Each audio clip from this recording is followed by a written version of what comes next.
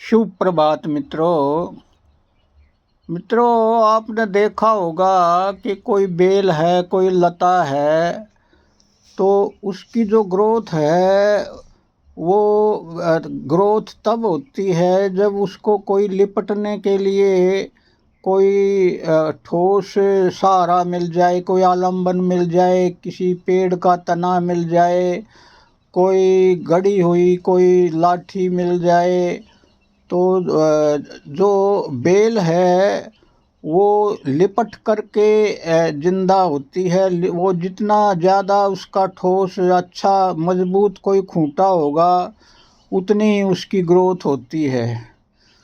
तो इस उदाहरण के माध्यम से मैं ये समझाना चाहता हूँ कि जो हम ये द्वंद का जीवन जी रहे हैं, हम परिधि पर खड़े हैं, तो परिधि पर हम निर्बल हैं।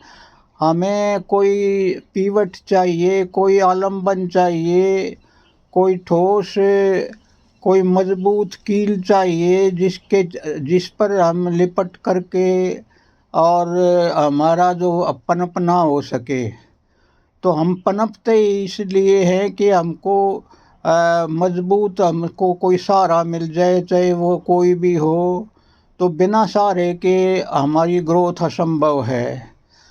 तो इस बात को ऐसे समझो कि एक वैज्ञानिक ने एक प्रयोग किया। उसने दो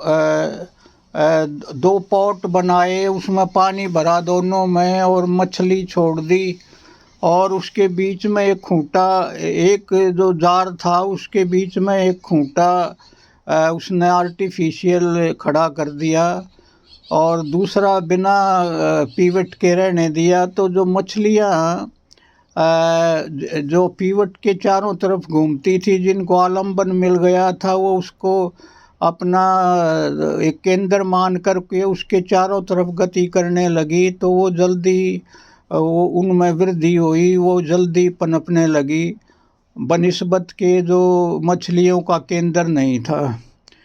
तो मित्रों, ये जो हमारी धारणाएं हैं, हम जीते ही तब है जब कोई आलम्बन हमको मिल जाए, चाहे आलम्बन झूठ मूठ का भी क्यों ना हो।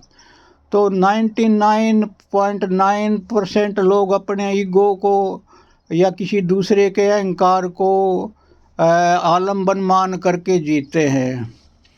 किसी को अपने जैसे कोई किसी का संबंधी, किसी का रिलेटिव किसी बड़े पद पर हो तो उसका आलम्बन मान लेते हैं कि हमारा मुसीबत में ये काम देगा, उसी के सहारे हम जिंदा है।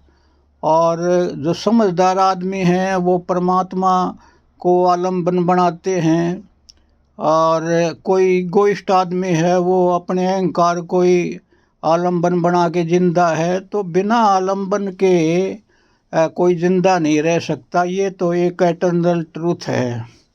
तो मित्रों, अगर सहारा ही लेना है तो ऐसे तत्व का ले जो एटर्नल है, जो शाश्वत है, जो काल्पनिक नहीं है। तो ये सारा आदमी का जो प्राण है वो आलम्बन खोजते हैं। तो सारे आध्यात्म की यात्रा यही है कि हम किसी झूठे आलम्बन पर ना टिकें।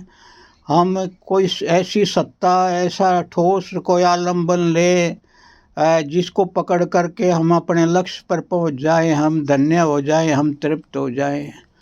तो मित्रों, वो आलम्बन, वो कील तुम्हारे ही भीतर है, तुम्हारे ही केंद्र पे है। आप अपने ही भीतर मुड़ो, अपने ही गहराई में जाओ, तो आपको जो सच्चा आलम्बन है, जिसकी तलाश है, वो मिल जाएगा। जय हो, जय हो।